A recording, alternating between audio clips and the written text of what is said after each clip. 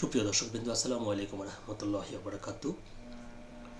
শ্রম ও কর্মসংস্থান ও নৌপরিবহন উপদেষ্টা ডক্টর এম সাখাওয়াত হোসেন একটি বিস্ফোরক মন্তব্য করেছেন।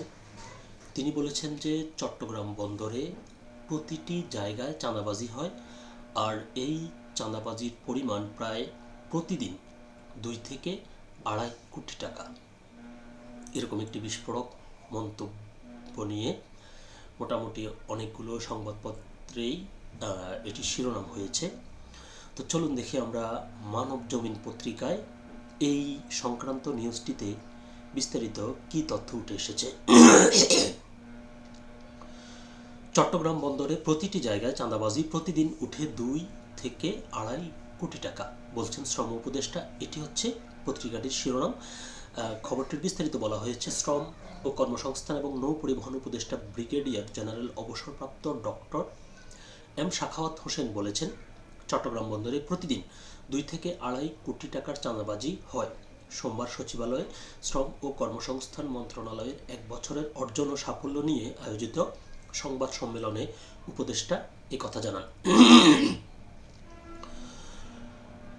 এম সাখাওয়াত হোসেন যে চট্টগ্রাম বন্দর নিয়ে আদালত যে দ্বিধা বিভক্ত রায় দিয়েছে সেটি নিয়ে তিনি বলছেন, আমি রায়ের বিরুদ্ধে যাচ্ছি না, রায়ের কথাও বলছি না।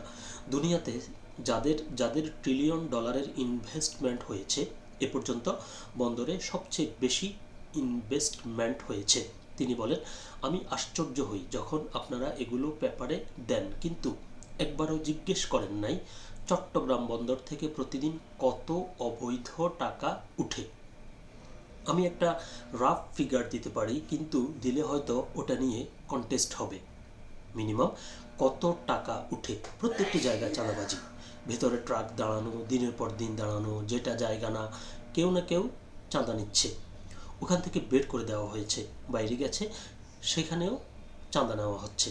অতীতে যিনি চট্টগ্রামের মেয়র হন, তিনি মেয়র কম বন্দরের রক্ষক বেশি, এমন মন্তব্য করে এম সাখাওয়াত হোসেন বলেন, চট্টগ্রাম বন্দরটা সোনার ডিম পাড়া মুরগির মতো, তাড়াতাড়ি এটা জবাই করো, সবগুলো বের করে খেয়ে ফেলো। প্রথমে বলল যে অমুক চলে গেলে বন্দর অনেক ডাউন হয়ে যাবে। আমি নিজে ভয় পেয়ে গেলাম, এখন কি করব?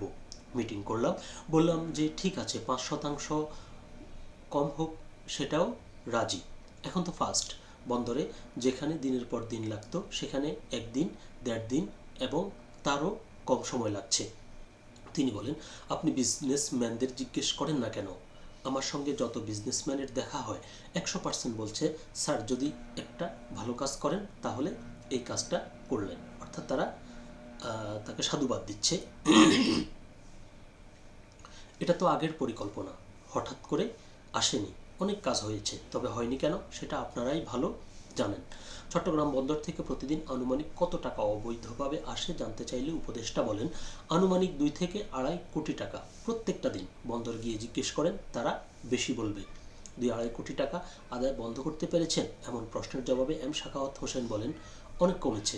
উল্লেখ্য, চট্টগ্রাম বন্দরের নিউমোরিং কন্টেইনার টার্মিনাল পরিচালনায় চট্টগ্রাম বন্দর কর্তৃপক্ষের বিদেশি কোম্পানির সঙ্গে চুক্তি সম্পর্কিত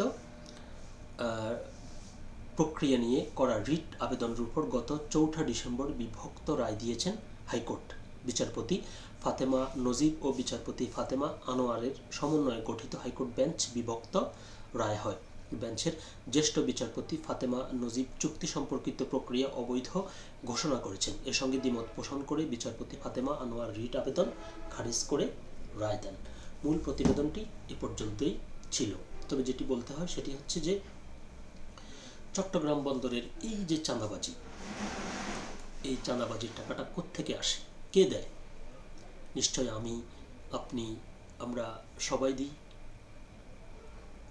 এবার ভেবে দেখুন যে তলে তলে ভেতরে ভেতরে কোথায় কি চলছে। আমরা সাধারণ মানুষ যারা রয়েছি তারা জিম্মি হয়ে গেছি এই চাঁদাবাজদের কাছে। আর এই চাঁদাবাজদেরকে কে শেল্টার দেয়? আপনি একটু খোঁজ নিয়ে দেখেন বা একটু ভালোভাবে জানলে বুঝতে পারবেন তারা কোনো না কোনো রাজনৈতিক দলের ছত্রছায়া এগুলো করছে।